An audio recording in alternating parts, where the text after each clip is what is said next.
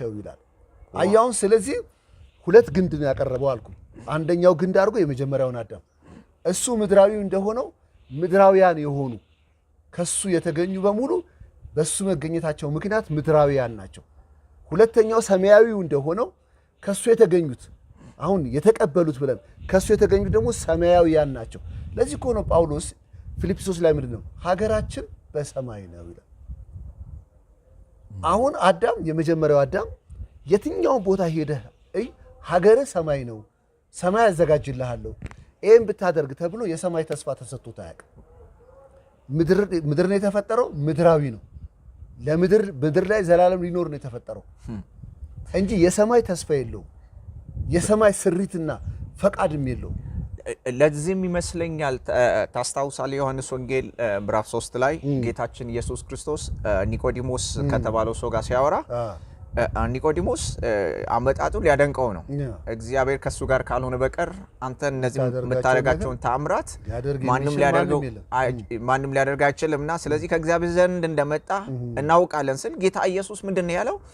እውነት እውነት እልሃለሁ ሰው ዳግመኛ ካልተወለደ በቀር የእግዚአብሔር መንግስት ሊያይ አይችልም ማለት። አሁን አይተዋል። አሁን እሱ ጋር አሁን በመጀመሪያው አሁን ኒቆዲሞስን ማን ነው ብለን ፐርሰናሊቲውን እንዴ የመጀመሪያው አዳም ከዛ ደግሞ የሃይማኖት አስተማሪ ነው።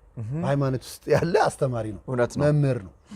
ግን የመጀመሪያው አዳም ኢየሱስ ደግሞ የመጣው የመጀመሪያውን አዳም ሊመክረው ስርዓት ሊሰጠው ሊያስተምረው አይደለም የመጣው። እውነት ነው። የመጀመሪያውን አዳም አስወግዶ ሌላ በራሱ አንድ አዲስ ሰው ለማምጣት ነው።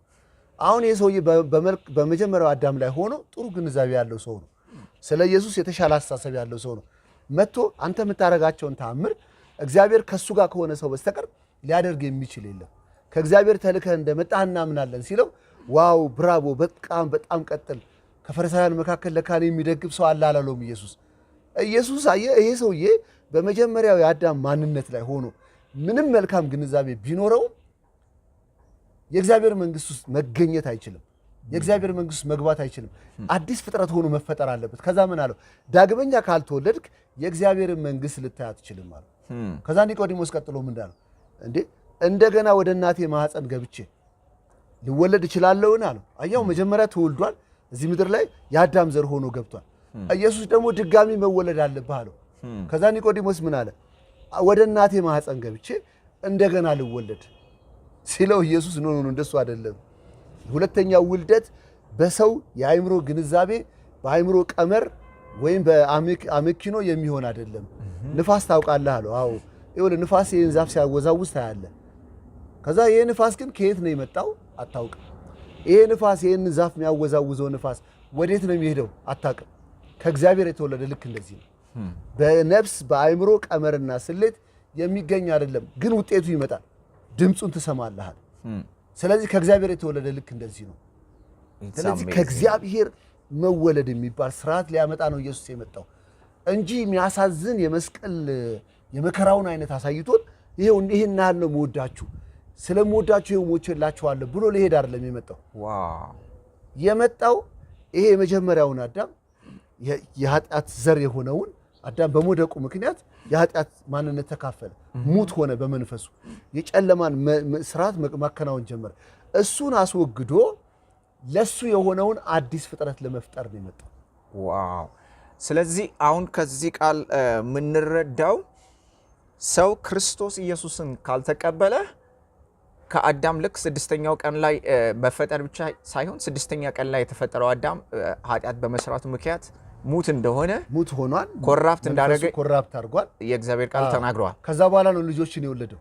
አስተውለ እንደሆነ እዚህ ቦታ ላይ አሁን ስታወራ እዚህ ዮሐንስ ወንጌል ምዕራፍ 3 ላይ ጌታችን ከኒቆዲሞስ ጋር በሚያወራው ስፍራ ላይ ምን ይላል? ቁጥር 7 ላይ ዳግመኛ ልትወለዱ ያስፈልጋችኋል ብሎ ሲናገር እንመለከታለን። እንግሊዘኛው እንደውም you must be born again ይላል። you must be born again የግድ ዳግመኛ መወለድ አለባችሁ ይላል። አሁን ጥያቄው are you born again ነው መሆን ያለበት። የግድ born again ማድረግ አለብህ፣ ዳግም መወለድ አለብህ። ካልሆነስ መልካም ግንዛቤ ቢኖረው ጥቅም የለውም። የተሻለ ሰው ቢሆን ኢየሱስን ቢያደንቅ ኢየሱስ ከሰማይ እንደመጣ የሚያደርጋቸው ታምራት እግዚአብሔር ከሱ ጋር እንደሆነ ቢያውቅም ሃይማኖት ነው ያለው። ስለ ኢየሱስ ጥሩ ግንዛቤ ነው ያለው። ክርስትና በጣም ደስ የሚል ነገር ማስመር እፈልጋለሁ። ጥሩ ግንዛቤ መያዝ አይደለም፣ በክርስቶስ ማንነት ሌላ ፍጥረት ሆኖ መፈጠር ነው። ያ ነው ክርስትና። ሌላ ፐርሰን መሆን ነው ክርስትና እንጂ የተሻለ ግንዛቤ መያዝ አይደለም፣ የተሻለ አስተሳሰብ መያዝ አይደለም። አዲስ ፍጥረት ማለት ሌላ ቢንግ ማለት ነው፣ ሌላ ፍጥረት ማለት ነው። ስለዚህ ሰዎች ጌታ ኢየሱስ ክርስቶስን በዚህ ምድር ላይ የተወለደ የሰው ዘር ሁሉ ጌታን ተቀብሎ አዲስ ከመሆን ውጪ ሌላ አማራጭ የለውም። በቃ እዚህ ምድር ላይ ሰዎች 100 ዓመት እንዲኖሩ ድል ሲሰጣቸው አንድ መልካም ምርጫ እንዲመርጡ ነው ይሄ ሁሉ ዘመን የተሰጣቸው። ይሄ መልካም ምርጫ ኢየሱስ ክርስቶስን እንደ ግል ያዳኛቸው አድርገው እንዲቀበሉና አዲስ ፍጥረት እንዲሆኑ።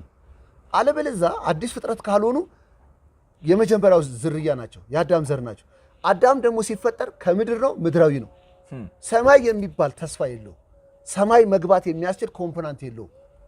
ሰማይ መግባት ኢየሱስ ያለበት ስፍራ ላይ መገኘት የሚያስችል ኮምፖናንት የምታገኘው ከሱ ከተወለድክ ነው። ኤፌሶን ላይ ለዚህ እኮ ነው በራሱ አንድ አዲስ ሰው ፈጠረ ይላል። ለዛ እኮ ነው በሰማያዊ ስፍራ በአብ ቀኝ ተቀምጣችኋል ያለው። የተፈጠርክበት ኮምፖናንት ከሱ ስለሆነ ነው ሲሆነበት ቦታ ላይ መገኘት የቻልከው። ስለዚህ አሁን አንተ ስታወራ ማለት የተገኘበት ምድራዊ ስለሆነ ስሪቱ ምድራዊ ስለሆነ ሰማይ የሚገባበት ተስፋ የለውም። ቅድም ዮሐንስ ወንጌል 3 ላይ እንዳወራ ነው የግድ ዳግመኛ መውለድ ያስፈልጋቸዋል። ምክንያቱም ዳግመኛ ካልተወለደ ሰው የእግዚአብሔር መንግስት ሊያይ አይችልም ማለት ሊገባበትም አይችልም ይላል። ከውሃና ከመንፈስ ካልተወለደ በቀር ማለት ነው። ስለዚህ ለዚህም ይመስለኛል ደግሞ ዮሐንስ ወንጌል 3 እዚሁ ቁጥር 16 ላይ ስንመለከት በእርሱ የሚያምኑ ሁሉ የዘላለም ሕይወት እንዲኖረው እንጂ እንዳይጠፋ ብሎ ይናገራል። በጣም የሚገርም ነው። ወንድማችን ፓስተር ይሴን በጣም አመሰግናለሁ። እንቀጥላለን ተመልካቾቻችን። ወንድማችን ፓስተር ይስሐቅ ይባላል። የራሱ ቲክቶክ ላይም ዩቲዩብ ላይም የራሱ ቻናል አለው። ፒር ወርድ ነው የሚባለው ሁለቱም ላይ ማለት ነው። ቲክቶክ ላይም ፒር ወርድ ነው የሚባለው፣ ዩቲዩብ ላይም ፒር ወርድ ይባላል። ስለዚህ በጣም ድንቅ የሆኑ ትምህርቶች አሉ። ትምህርቶችን ገብታችሁ ሰብስክራይብ ፎሎ አድርጋችሁ እንድትከታተሉ ልጋብዛችሁ እወዳለሁ። እነዚህ ውይይቶች ደግሞ ይቀጥላሉ። እንወዳችኋለን። ሻሎም ሻሎም። የእግዚአብሔርን ቃል ለሰውም እንዳካፍል ስለጋበዝከኝ በሚዲያ ላይ በጣም አመሰግናለሁ። ሻሎም። ታንክ ዩ